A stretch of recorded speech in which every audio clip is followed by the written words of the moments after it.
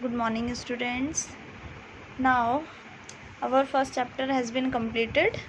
Today's we have started the chapter second, force and laws of motion. Okay. Force क्या होता है? First chapter में बच्चों हमने क्या पढ़ा है? फर्स्ट चैप्टर में हमने सिर्फ मोशन पढ़ा था, ठीक है। मोशन पढ़ा था, मोशन के टाइप्स पढ़े थे, लेकिन मोशन का कारण क्या है, किस वजह से मोशन होती है और मोशन किन लॉज को गवर्न्स करती है, वो सारे लॉज हम या वो सारी चीज़ें हम चैप्टर में पढ़ेंगे, force and laws of motion. Now start the chapter. First आपका फोर्स। देखिए बच्चों, फोर्स को हम कहते हैं हिंदी में बल कहते हैं, पुश कहते हैं, पुल कहते हैं। दैट मीन्स आप कह सकते हैं force is an effort in the form of push और पुल, कि पुश और पुल की फॉर्म में जो आप एफर्ट लगाते हैं, ठीक है। To require to move a body और स्टॉप अ मूविंग बॉडी, जो ज़रूरी होता है या तो अगर कोई बॉडी चल रही हो उसे रोकने के लिए, या अगर कोई बॉडी रुकी हुई है तो उसे चलने के लिए, उसको क्या कहते हैं? हम फोर्स कहते हैं। फॉर एग्ज़ाम्पल, अगर आपकी एक बॉल है, वो रखी हुई है, तो जब तक आप उसे किक नहीं करेंगे वो मोशन में नहीं आएगी। और अगर कोई बहुत स्मूथ फ्लोर है, आपने एक बॉल छोड़ी, फेंकी बॉल, तो वो तब तक रोल करती रहेगी या तब तक मोशन करती रहेगी जब तक के बाहर से उस पर कोई एक्सटर्नल फोर्स एक्ट नहीं करता है। Okay. Now the effect of forces. ये इफेक्ट ऑफ फोर्स, क्या क्या इफेक्ट होते हैं? फर्स्ट है, force can change the state of rest और of the motion of the body. Force क्या कर सकता है? किसी भी बॉडी की स्टेट चेंज कर सकता है। स्टेट कहते हैं उसकी अवस्था, किस सिचुएशन में वो है। अगर कोई बॉडी रेस्ट में है तो फोर्स ये कैपेबिलिटी रखता है कि उसे मोशन में ला सकता है, और अगर कोई बॉडी मोशन में है तो फोर्स ये कैपेबिलिटी रखता है कि उसे रेस्ट में ला सकता है। For example, a ball lying on a ground moves when it is kicked. अगर कोई बॉल ग्राउंड पे रखी हुई है, वो क्या करने लगती है? मूव करने लगती है जब आप क्या करते हैं? उसे किक करते हैं, ठीक है। सेकेंड इफेक्ट क्या है? It can change the size और shape of the body. Force क्या कर सकता है? किसी भी बॉडी का शेप और साइज़ को चेंज कर सकता है। That is it can be change the dimensions of the body. Dimensions कहते हैं बच्चों हम, उसकी लेंथ में चेंज हो सकता है, वॉल्यूम में चेंज हो सकता है, ठीक है, एरिया में चेंज हो सकता है। तो ये सारी उसकी डायमेंशन है। जैसे कि फॉर एग्ज़ाम्पल, अगर आप एक बलून लेते हैं और उस बलून को आप इस तरह से दोनों हाथों से ऐसे पुश करते हैं, ऐसे, तो क्या आप देखते हैं बलून क्या होता है? कंप्रेस हो जाता है। तो फोर्स लगाने से क्या हो रहा है? उसकी शेप चेंज हो रही है, साइज़ चेंज हो रहा है। एग्जाम्पल है, by loading a spring hanging from a rigid support. भाई एक स्प्रिंग है आपके पास, उससे कुछ हैवी सा लटका दो, तो आप क्या देखेंगे? स्प्रिंग की लेंथ बढ़ जाएगी, ठीक है। तो किसकी वजह से हुआ? वो लोड के अप्लाई करने से, फोर्स अप्लाई करने से उसकी डायमेंशन में चेंज हो गया। और डायमेंशन क्या थी? उसकी लेंथ। नेक्स्ट है, on pressing a piece of rubber its shape change. जब आप कोई रबर का टुकड़ा है, अगर आप उसे प्रेस करते हैं, दबाते हैं, तो क्या हो जाता है? उसकी शेप चेंज हो जाती है। नेक्स्ट है हमारा काइंड ऑफ फोर्सेस। फोर्सेस के कितने टाइप्स होते हैं? तो there are two types of force, balanced force and unbalanced force. अब बैलेंस्ड फोर्स कौन से होंगे? जैसे कि आपको फिगर में दिखाई दे रहा है, एक टेबल है, उस टेबल के ऊपर एक बुक रखी है। तो बच्चों, अगर टेबल पे एक बुक रखी है तो बुक का वेट कहाँ एक्ट कर रहा होगा? टेबल के नीचे की तरफ एक्ट कर रहा होगा।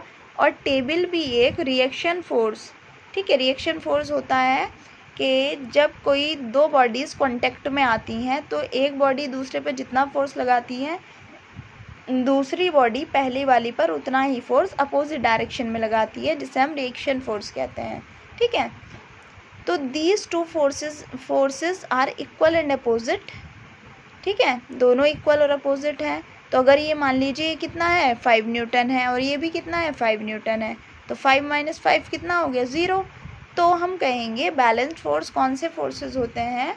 If the net force acting on a body is 0 then the force is said to be balanced. अगर किसी बॉडी, नेट का मतलब होता है टोटल, किसी बॉडी पर लगने वाला टोटल फोर्स अगर 0 हो जाए, ठीक है, तो हम क्या कहेंगे कि कौन सा फोर्स लग रहा है उस बॉडी पर? बैलेंस्ड फोर्स लग रहा है। एग्जाम्पल वही है, a book lying on a table is at rest because two equal and opposite forces. ठीक है। Two equal and opposite forces कौन कौन से है? पहला क्या है? वेट ऑफ द बुक का वेट W=mg, जो कैसे लग रहा है? नीचे की तरफ लग रहा है। दूसरा है रिएक्शन फोर्स, जो एक्ट कर रहा है कैसा? वर्टिकली अपवर्ड डायरेक्शन में, ठीक है, ऊपर की तरफ। तो नेट फोर्स कितना हो गया? 0, R=mg, या दोनों को एक साइड लेकर जाएंगे तो कितना आ जाएगा? R-mg=0। या और कैसे समझ सकते हैं आप? मान लीजिए आप गेम खेल रहे हैं, जो होता है रस्सी खींचने वाला गेम होता है। 4 लोग इधर हैं और 4 लोग इधर हैं, दोनों सेम एक जैसे हैं, दोनों का वेट इक्वल है, दोनों एफर्ट इक्वल लगाएंगे, तो होगा क्या? कोई भी किधर नहीं जाएगा और बीच में से क्या होगी? रस्सी ऐसी की ऐसी रहेगी, क्योंकि फोर्स ज़्यादा है, दोनों में एक बराबर फोर्स है, ठीक है। तो वो फोर्स कहलाएगा हमारा balanced force. Okay, now what is unbalanced force?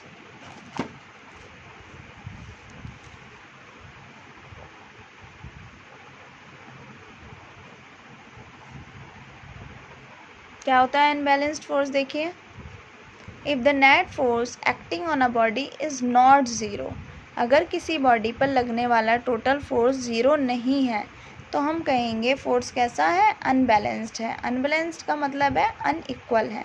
जैसे कि यहाँ डायग्राम के थ्रू मैंने आपको एक्सप्लेन करने की कोशिश की है।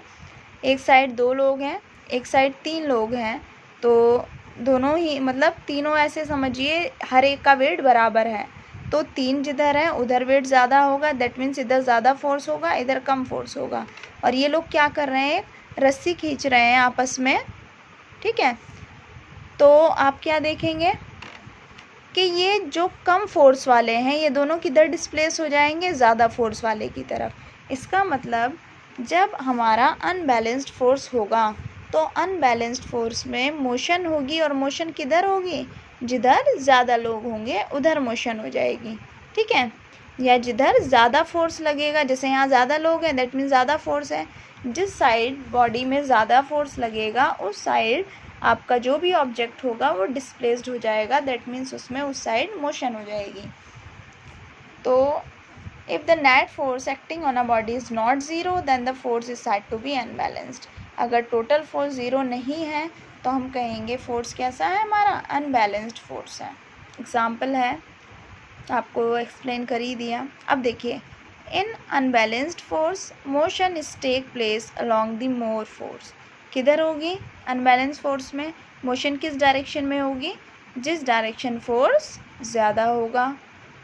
अब I have given there is a 3 note. Okay, first force is a vector quantity, we have already know that is a force is a vector quantity, because vector quantities are those physical quantities which have both magnitude and direction, and force में magnitude भी होता है और direction भी होता है, ठीक है। force का जो भी मैथमेटिकल फॉर्मूला है वो हम इसी चैप्टर में पढ़ेंगे।